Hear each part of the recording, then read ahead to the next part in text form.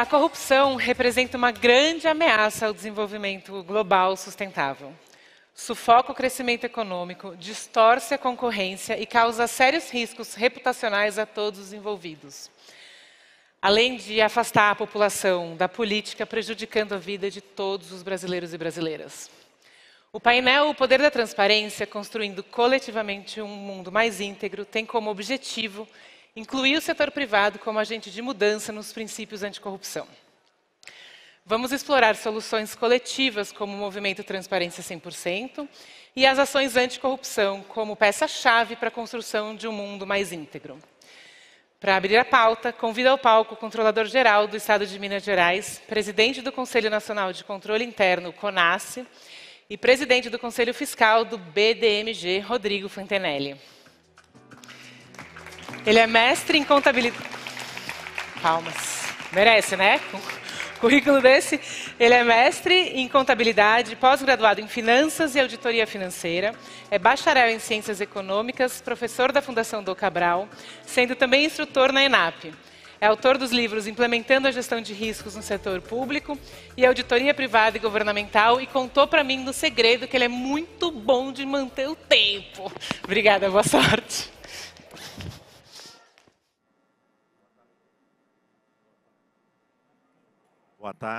Boa tarde a todas as pessoas presentes, a todos que estão nos assistindo online. Primeiro, uma breve autodescrição. Sou um homem branco, 42 anos. Se o meu daltonismo não me enganar, eu estou vestindo um paletó azul escuro, com uma bandeira de Minas na lapela.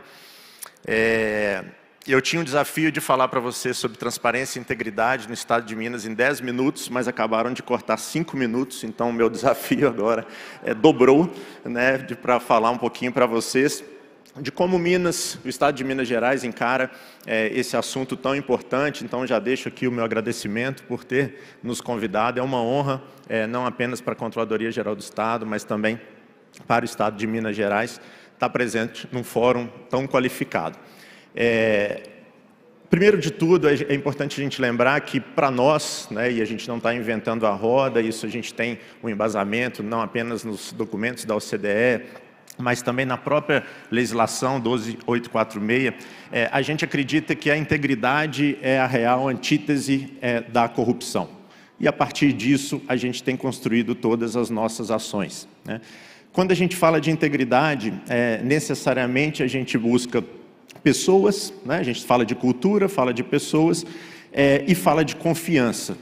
E aí o nosso desafio se torna maior quando a gente pega alguns números de pesquisas que com certeza vocês conhecem e que dizem que a população brasileira confia, só 7% da população brasileira confia nas instituições governamentais.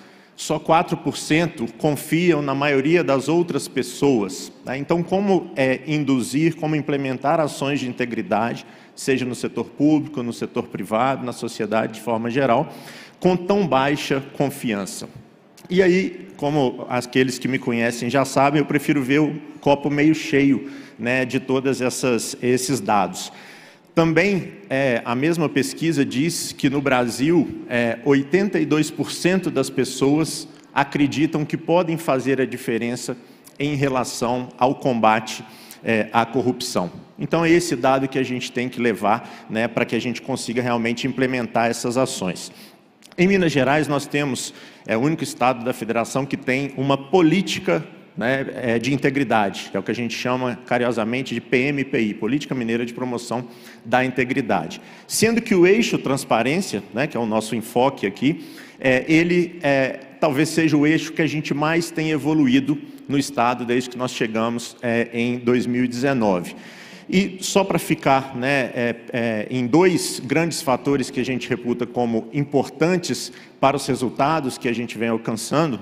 O primeiro deles, e aí tem muito a ver com todos vocês, é entender que a gente não faz nada sozinho em relação a nada, mas principalmente em relação a essa temática, né? Uma equação que a gente tem na nossa PMPI é justamente que a gente tem que trabalhar setor público, sim, mas também setor privado, organizações não governamentais, sociedade de forma geral. Então, a gente tem que trazer todas essas empresas, todo esse público para perto das nossas ações. Um outro ponto importante é a gente entender que a gente sempre pode melhorar. Então, vou pegando só um exemplo das melhorias que a gente tem feito no nosso portal de transparência, né? Como o cidadão vai conseguir exercer o controle social se a gente não dá as ferramentas necessárias para que ele realmente nos ajude, né? E aí a gente fez, né, uma pesquisa com os usuários do nosso portal de transparência, que já era bem avaliado, mas que a gente começou a entender qual era a demanda específica de cada um deles. E aí a gente começou a implementar melhorias. Um outro ponto importante é em relação à transparência passiva. Quando nós chegamos no Estado, em janeiro de 2019, a gente tinha mais de 200 pedidos de lei de acesso à informação, simplesmente sem resposta.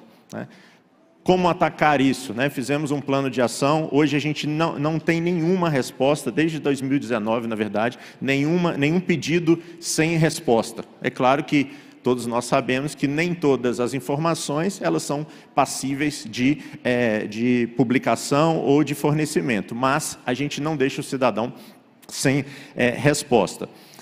E a gente tem trabalhado bastante em relação a atacar os riscos relacionados a atos de corrupção. E se a gente pega uma teoria que é bastante conhecida, possivelmente de quase todos vocês, que é a do triângulo da fraude, essa teoria ela diz que quando existem esses atos de corrupção, basicamente a gente tem ali pelo menos um de 3 fatores atuando nesse ato, que seria a racionalização, a pressão e a oportunidade. E por que eu estou trazendo isso para vocês? Porque a resposta a esses fatores de risco é justamente os 2 pontos que a gente está tratando aqui.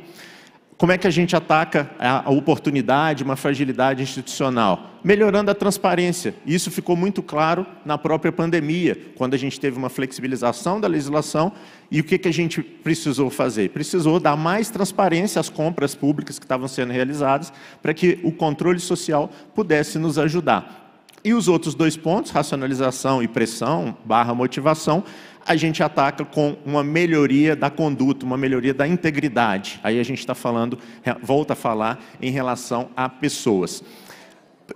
O meu tempo aqui já está esgotado, já está piscando, mas eu queria só trazer para vocês, não posso deixar de trazer, os resultados que a gente já vem obtendo em termos de classificações, de todos os rankings de transparência que existem.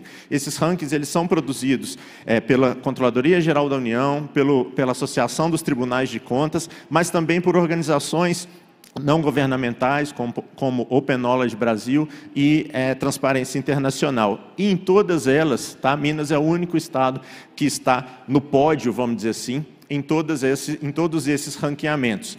Não porque a gente gosta e quer ficar em primeiro. Claro que isso é bom, massageia o ego, todo mundo gosta. Mas o mais importante, eu falo muito isso com os meus servidores e com todos os 317 mil servidores do Estado de Minas Gerais, o mais importante é essa cultura de transparência que a gente tem criado ao longo desses últimos anos. Eu sou passageiro, o governador Romeu Zema, que apoia totalmente essas ações, também é passageiro, mas a maior parte desses agentes públicos são servidores que vão ficar lá e não podem aceitar se em algum momento um outro governante, um outro controlador, um outro secretário quiser retroceder em uma agenda tão importante quanto essa de transparência e integridade.